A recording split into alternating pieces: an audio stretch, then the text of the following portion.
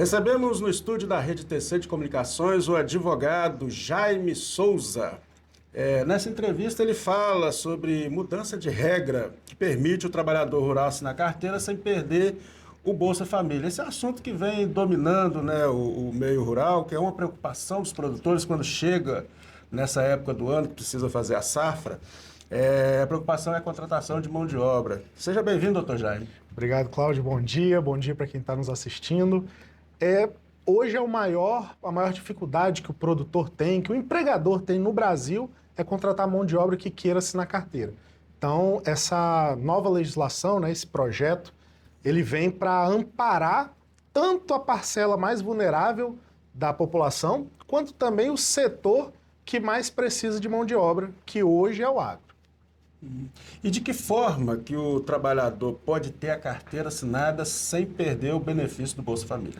Então, hoje, quando o trabalhador o indivíduo, né, o cidadão que já recebe o Bolsa Família, ele tem um aumento de renda, ele entra no chamado período de proteção, né? Então, quando ele tem um aumento de renda, isso vai lá para o cadastro único, é atualizado e ele tem uma regra, que é o quê? Depende do período em que ele foi inserido nesse sistema de proteção. Então, se foi antes de junho de 2025, ele passa a receber 24 meses do benefício, né? 50%. Então, ele perde metade, mas em troca ele está recebendo o salário dele.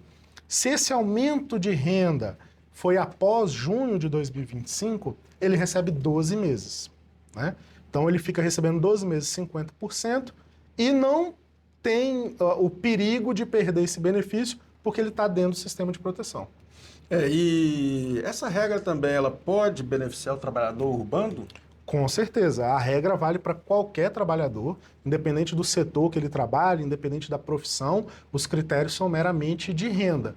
Então, se você tem ali já o benefício recebendo, houve um aumento da sua renda porque você assinou a carteira.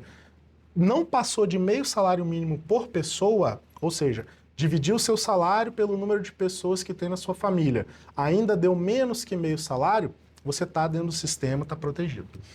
Depois desse período de transição, ele automaticamente perde o benefício. Mas os ganhos que o trabalhador tem, né?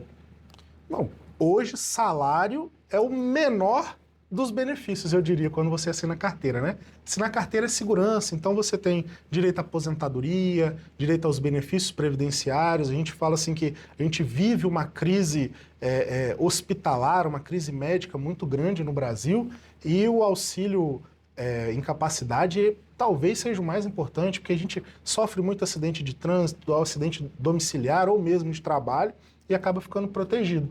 Além, óbvio, das funcionárias gestantes que vão ter direito ao salário maternidade, né? Eu diria que o salário ele é irrelevante perto dos benefícios e da segurança que assinar carteira traz. Outra preocupação também do trabalhador, ele está inserido no programa social. Ele trabalha, faz o período de transição, deixa de receber esse benefício depois de 12 ou 24 meses, dependendo da regra de transição. Sim. Mas depois, vamos dizer que ele é demitido 2 meses depois desse período de transição. Sim. Ele pode voltar a receber o benefício social, o Bolsa Família? Cláudio, eu acho que aí é onde mora o maior medo do trabalhador, né? De assinar carteira e não conseguir voltar. Mas ele segue uma lógica básica. Se a minha renda subiu e por isso eu vou perder o Bolsa Família, por consequência, se a minha renda diminuiu quando eu sair do serviço, ela também vai se adequar novamente aos critérios. O que tem que ser feito? Ir ao CRAS, atualizar novamente seu cadastro único, dizendo que perdeu essa renda, e aí vai ser feita a análise. Normalmente, se o seu status vai ser o mesmo de antes de trabalhar, você vai voltar a receber seu benefício. Você acredita que essa nova regra ela pode beneficiar tanto o trabalhador quanto o produtor rural que passa por esse período assim meio num estado de apreensão com mão de obra? Sim, eu acho que, sendo bem sincero, aí não é nenhuma questão jurídica, é mais uma opinião. Eu acho que quem tem mais a se beneficiar é o empregador, seja ele rural ou urbano, e eu tendo a dizer sempre para quem me pergunta que é o seguinte: me dói muito que isso é pouco divulgado. O empregador ele tem que fazer força para as pessoas saberem disso, conversar com seus funcionários, para que eles conversem com os vizinhos, com os amigos, porque a formalidade hoje do emprego ela é incentivada com esse benefício. Então o empregador se beneficia muito. Em paralelo também, doutor Jaime, a Associação Agricultura Forte, a qual o senhor também faz parte, vem articulando pela aprovação do PL 715/2023. Isso. Para que trabalhadores safristas temporários continuem recebendo integral e automaticamente o Bolsa Família e outros benefícios sociais nesse período de safra, que é Isso. 2, 3, 4 meses, né? Como que está tramitando esse projeto? O que você tem a falar dele para nós? Joia. Primeiramente dizer que é um orgulho fazer parte da Agricultura Forte e essa PL ela já está assim, muito avançada. Ela já foi aprovada no Senado em 2024, na Câmara, perdão, em 2024, e agora em dezembro de 25 ela foi aprovada no Senado. Houveram algumas alterações no texto, então esse texto precisou voltar para a Câmara para essa análise, que é o que está acontecendo agora. Está aguardando o trâmite dessa análise de texto para depois ser sancionado pelo presidente. Essa PL eu acho que ela é o movimento recente mais importante para o setor, porque a gente sabe que o safrista hoje, independente do Bolsa Família ou não, ele é o trabalhador mais resistente para assinar carteira, por diversos motivos. Pela rotatividade, às vezes o cara vem na safra num período de férias dele e não quer assinar carteira, porque ele já está com a carteira às vezes até assinada em outro lugar.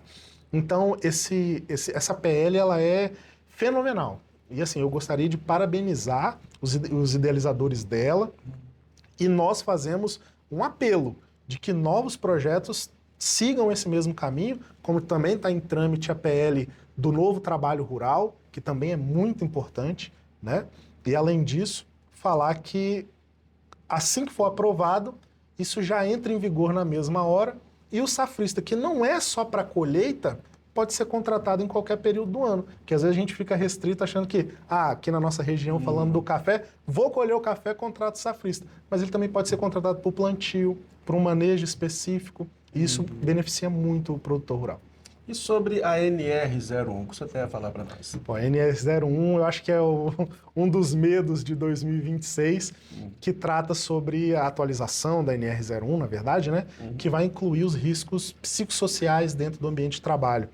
E aí fica essa dúvida, o que é esse risco, o que não é. Mas, basicamente, o funcionário ele está exposto a riscos de várias maneiras, certo? E hoje a preocupação do governo é avaliar, além dos riscos físicos ali, né, também o risco psicológico, algo que traga impacto na vida social do trabalhador. A gente sabe que vai ser um desafio implementar isso nas empresas, tá? Tem muita gente defendendo que basta levar o psicólogo na empresa que está tudo resolvido, e não é. Então a minha dica, obviamente, sobre a NR01 é: tenha o seu técnico, tenha o seu consultor próximo a você, de confiança, procure um advogado para poder te informar, porque vai ser um tema de amplo debate e hoje a justiça vai pipocar em cima desses casos. Com essas novas regras, né, trabalhistas, o senhor acredita que o produtor rural ele pode estar resolvendo um grande gargalo no campo, que é a contratação de mão de obra? Com certeza. E eu diria que nós temos a avançar ainda mais quando a PL do novo trabalho rural for aprovado, que vai beneficiar e vai permitir novas formas de contratação, que é a nossa legislação agrária, né? Porque o produtor rural ele vive numa legislação completamente diferente. Então, a legislação agrária do Brasil é muito antiga, né? Então, essas novidades legislativas que estão vindo, elas vão beneficiar muito o produtor, na forma de contratar, na forma de ter esse boca a boca com o funcionário para conseguir fidelizar esse cidadão que vai ser contratado. Então eu acho que vai resolver muito. Vai resolver 100%? Não, porque a gente teria que desmistificar décadas de desincentivo ao trabalho. Mas vai melhorar muita coisa. Doutor Jaime, nós temos uma legislação trabalhista para o trabalhador rural de 1973 e que agora se discute no Congresso uma atualização dela, que é a nova Lei do Trabalho Rural. Quais as considerações que o senhor tem a fazer sobre essa nova lei? É engraçado até comentar sobre isso, porque pouquíssima gente sabe que o trabalhador rural não é regido 100% pela CLT. Às vezes o próprio empregador não sabe, tem regras diferentes ali, até mesmo para contratação. E essa PL, ela é um marco muito importante, porque ela vai fazer um apanhado de muita coisa que está correlacionada ao trabalhador rural e que não se debatia. Por exemplo, a gente acabou de falar da NR01, essa PL já traz nela uma análise psicossocial do ambiente de trabalho do trabalhador rural. Além disso, novas regras de segurança vão ser implementadas. Então a gente já tem a temida NR31 aí, que acaba pegando no pé de muito produtor. Alguns artigos dessa PL também já trazem algumas especificações do ambiente de trabalho. Então hoje o produtor tem que estar muito atento, porque vai ser beneficiado nas formas de contratação. Então vai melhorar o sistema de contratação para safra, o contrato de pequeno prazo vai ser melhorado, porém algumas regras de segurança, de análise de risco vão aumentar, então vai ter uma burocracia um pouco maior, mas é uma legislação muito importante, porque de fato a nossa lei trabalhista do trabalho rural ela era muito defasada, porque olha como mudou o campo da década de 70 até agora. Então é uma legislação muito importante, vai trazer alguns benefícios e principalmente vai facilitar a contratação do trabalhador. É uma modernização da relação de trabalho. Exatamente. Do mesmo jeito que a gente moderniza o campo com a implementação das máquinas, na lei a gente também segue o mesmo caminho. Uma outra novidade também é que mudou as regras para a aposentadoria rural, né? Perfeito. A gente teve uma atualização agora em março da entrada em vigor de uma legislação. Esqueci agora o número da legislação, mas ela facilita a aposentadoria rural. Então ela tirou algumas burocracias, tirou pedágio, tirou multa, né? Então hoje, para aquele trabalhador rural, que não é o de carteira assinada, tá? É mais fácil aposentar. É mais fácil e mais seguro, porque antes você tinha uma dependência de uma análise muito restrita do INSS. Com essa legislação isso se torna mais fácil. Ok, obrigado, doutor, pela entrevista. Valeu, Cláudio. Obrigado.